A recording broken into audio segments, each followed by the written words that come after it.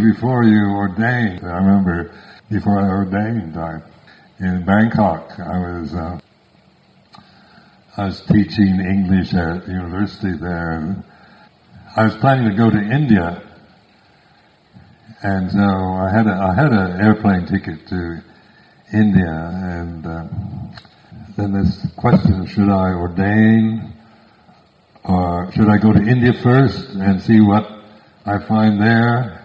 And I always come back to Thailand and ordain any time. Or should I just ordain in Thailand and forget about India? And, then other options, going back to the States, see my parents. And first it remained kind of vague, kind of possibilities. And then as I was kind of realizing I had to make a decision, I got into a terrible state of anguish. And I remember going to my room, and I lay down on the bed, and I don't know what to do, and I started kind of crying and whinging.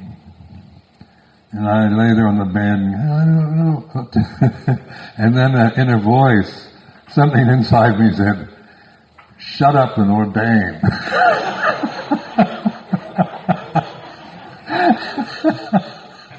So I did.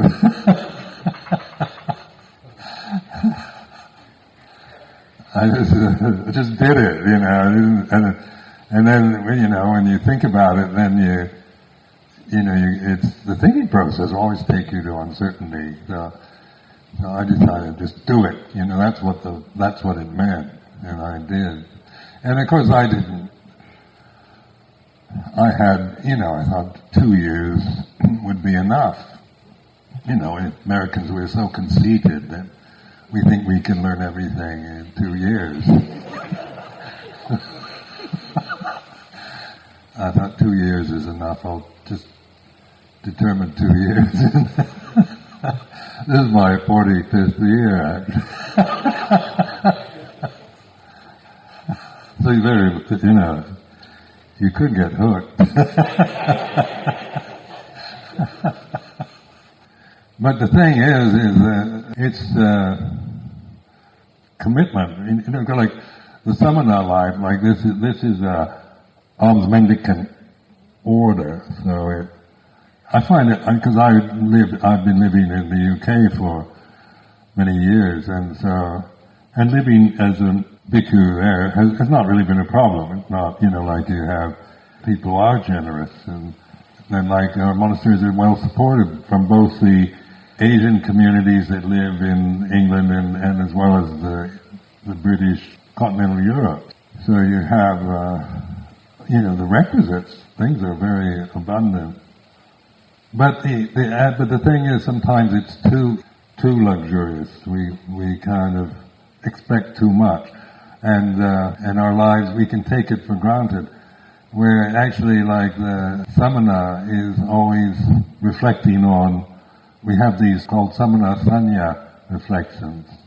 So we have, this sense of, I'm dependent on the lay people for survival, like food, shelter, robes, and medicine, and things like this. And I found these very helpful to cut through a kind of middle-class mindset of just assuming and taking for granted. Because it's very humbling when you realize what it is to put yourself right out on the edge of, where even you can't have money, and you can't grow your own cabbages, or and you can't store food, you can't have save what's left from this meal for the next day. So, you think, what did the Buddha have in mind when he established this order? But the magic of it is that it survived for 2,553 years, on alms mendicancy.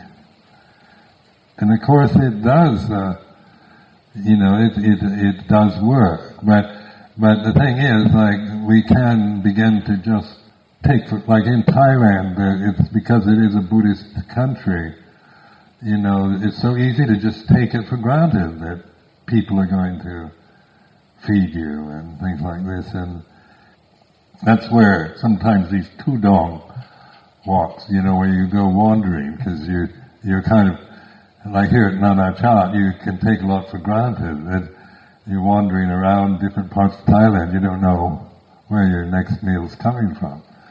After my sixth Masa, I went to India, and went tudong in India. And I wanted to test it out, like the Buddha did, to live like that. So I had, arrived in Calcutta with, I had a return flight from Bangkok to Calcutta.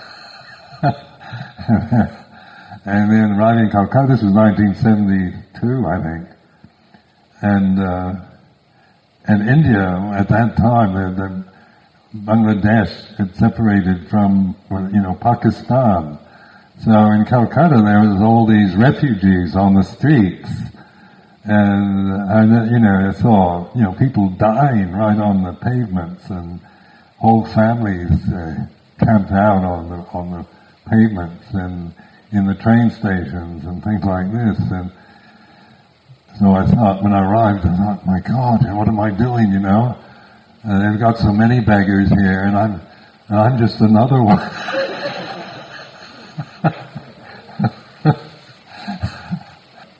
In Calcutta there's a Mahabodhi Society from Sri Lanka, and they were very welcoming and helpful, but I lived in India for about over 5 months, just on alms food, and sometimes we'd get a lot of food, or in one place we were given banquets, every day for about 10 days. The Brahmin community in Kanpur would give us banquets, vegetarian banquets. And then you'd go, I remember going and walking into a village one day, and in the morning, and they were a marketplace where they were selling tomatoes. And so they filled up my own bowl with that. That's all I had to eat. And so you never quite knew what you were going to get, but it did work still. I came back to Thailand much thinner,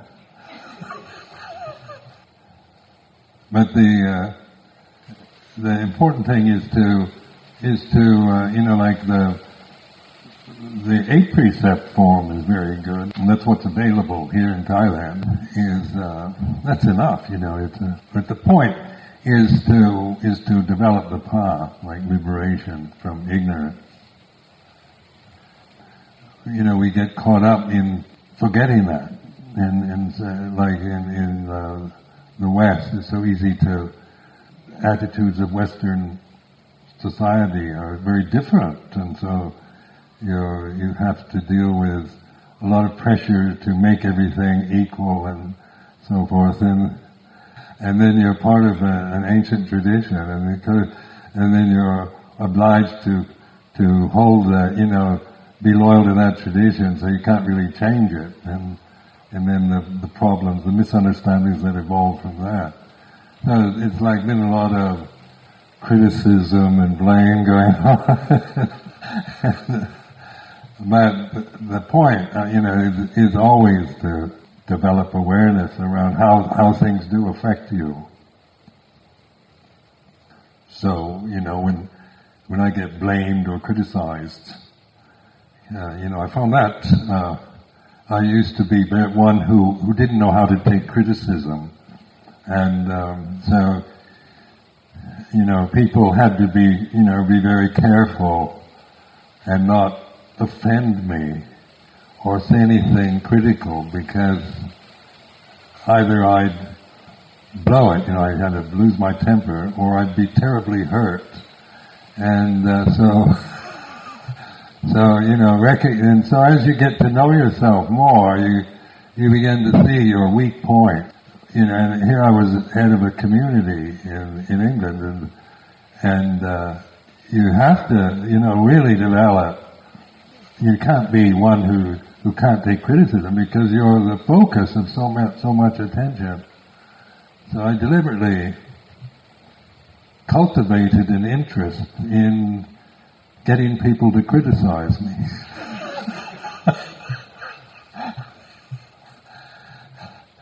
And then, I began to really, listen to others, encourage them to, if they were angry with me or whatever, so that I could not try to, because my tendency would try to defend myself or put the blame on them or just dismiss it, but instead I just started listening to them and seeing how it affected me when I'm under this criticism. And I determined I wouldn't defend myself or blame them, because I did feel people had, whether their criticisms were, maybe they just misunderstood, or they, maybe they were justified criticism, or maybe they weren't, but I'd listen to them all the same. So then you're training yourself to be aware, and you're keeping your attention, here. So you're on the feeling level, so you're aware of what, people say that hurt your feelings. And I could be aware, I developed this awareness around, feeling hurt or offended or indignant. Sometimes I get blamed for things unfairly, and that makes me indignant. I get into this, it's not true, and instead I just not to speak on it, but just to observe this powerful energy of righteous indignation, like being blamed for something I haven't done, and it really was. It gave me a lot of strength and confidence to deal with, to be head of a monastic community. In a good way, not just assume the position, but learn from it, because you are, you're in a very vulnerable position where people see you, and like I'm a big person, so I'm an older man with a strong voice and big body. So that can threaten people.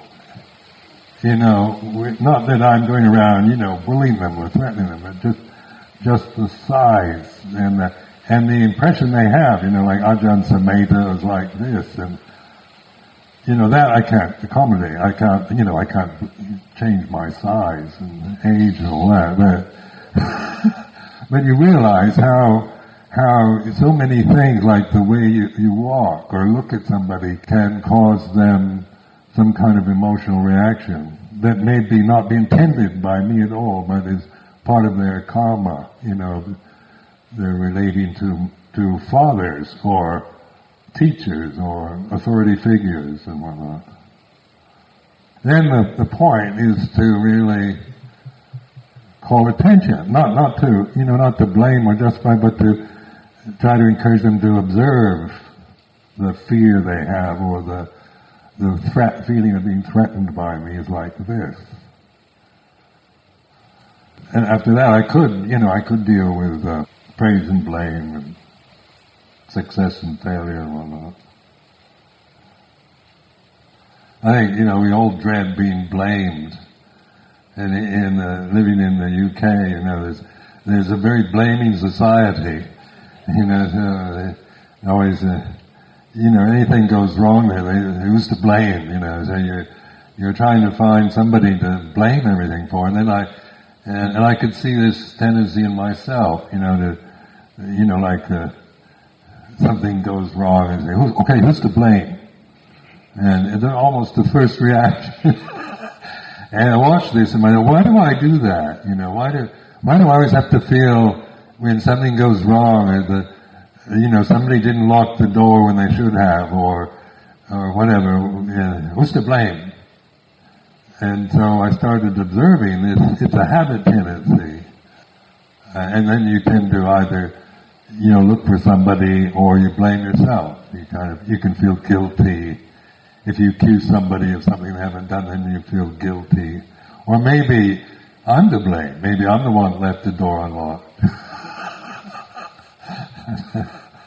This is where the mindfulness, you can really get a kind of perspective on these, like the habits that one acquires. A lot of our characters are formed in the early years of our life.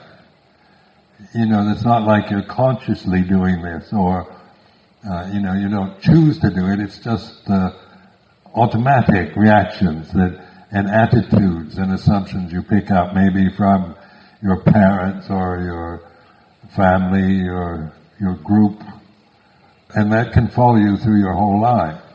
I can see tendencies, attitudes in myself now at this age that I acquired probably in early years before I could even, before I went to school or anything. Probably picked it up from my mother and father, and these, even though you can see them, it still tends to, be part of one's karma. And now I know those tendencies very well, so, then if they're, I know what they are, so they're not something that I believe in or follow, but still one can feel these certain kind of inclinations towards, thinking who's to blame, or whatever those might be. And so then you begin to see that each human being, we share the common humanity of the human species. We share consciousness, and that's not, that's not getting personal. But then each one of us has to deal with our own, emotional tendencies or views, opinions, memories of the past, and so forth, that are quite individual and personal. And so that's where, we begin to see the common factors we share. Then living in, say, in a Wat Pah in a monastery, that's why we have this form. You have an agreed way of living together, the Vinaya practice, so that you have a agreed structure to live within this act within these boundaries. And then the aim of it is not to institutionalize you or just browbeat you into conformity, but to, it's a agreement on, say, moral positions and ethics and good manners and things like that. So you can be the observer of your own emotional reactions, the individual reactions, and of course they're infinitely variable from one monk to the next. They're not the same for all of us. And here, of course, you can see that it's very international community. So you have to deal with, so many, like in England, in Amaravati, it's very international, and then I'm the oldest monk, and so you've got generation differences.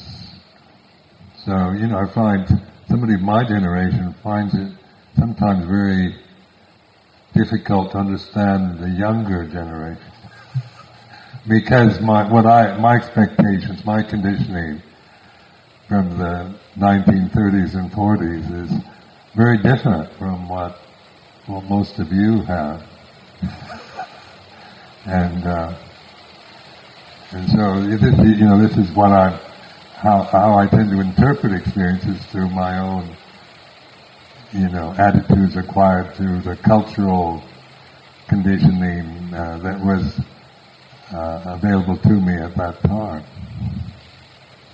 So, like, I lived through as a child during the Second World War, and you had a whole different, like, Americans had a different attitude, and there wasn't a superpower then, and it was, it wasn't so wealthy and powerful, and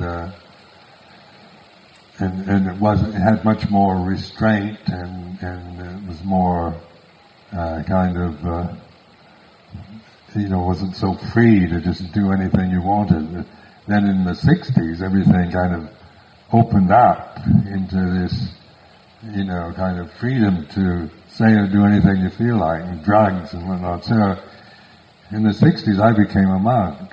So, during all the drug scene and free love and all that, I was incarcerated here in not at Wananacha, but at Watapo in Lumpur.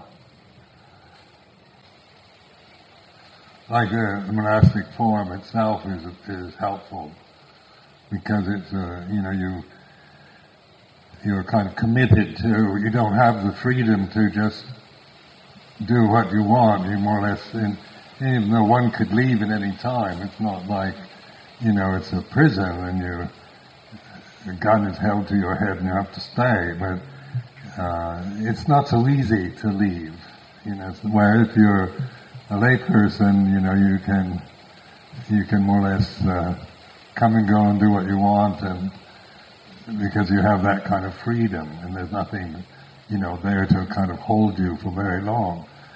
I found like the monastic commitment very powerful, because it kind of holds you through various phases of your own, where you go through various periods of being inspired, being determined, having a lot of energy, and really loving the life. And then it can go the other way. You feel disappointed, disillusioned with it all.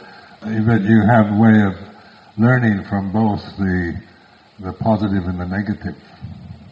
Now, I found that a lot of them, the strongest, the sense of strength and determination has always, in my life, has been through, oftentimes going through the darker periods, where you're kind of, everything's going wrong, and maybe your expectations or hopes people, friends turn against you, or monks disrobe, and you can feel these kind of emotions of disappointment, or your teacher dies or whatnot. But the whole strength of the commitment holds you through oftentimes various vipaka karma that an individual has to experience.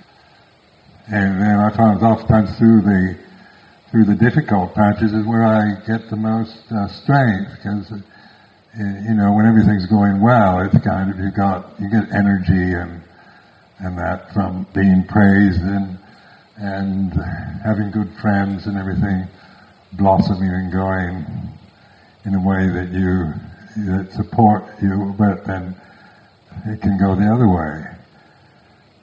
It's like the 8 worldly Dhammas, the having high status or low status, or good fortune or bad misfortune, praise and blame, happiness and suffering. Ajahn Chah's always mentioning these 8 worldly Dhammas, and emphasizing that, one is positive, like praise is one, and then blame is its opposite. And of course, being praised is pleasant, and then being blamed is what we most dread or fear. So Ajahn Chah say they are of equal value. Or happiness, everything, pleasant, everything being pleasant and good, and then everything falling apart. And so the mindfulness practices are always being aware of these changing conditions. And in terms of these 8 worldly Dhammas, then I've always held that in my mind, like of equal value.